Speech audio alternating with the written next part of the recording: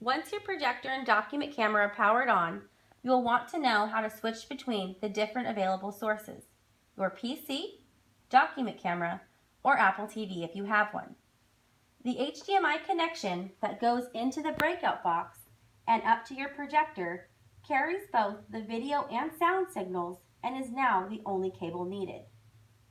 Your classroom will have an HDMI to DisplayPort cable or a Microsoft wireless adapter, a connection utilizing Miracast technology, that will be plugged into one of the HDMI ports on your document camera. To toggle from your document camera to your computer, use the Camera PC button.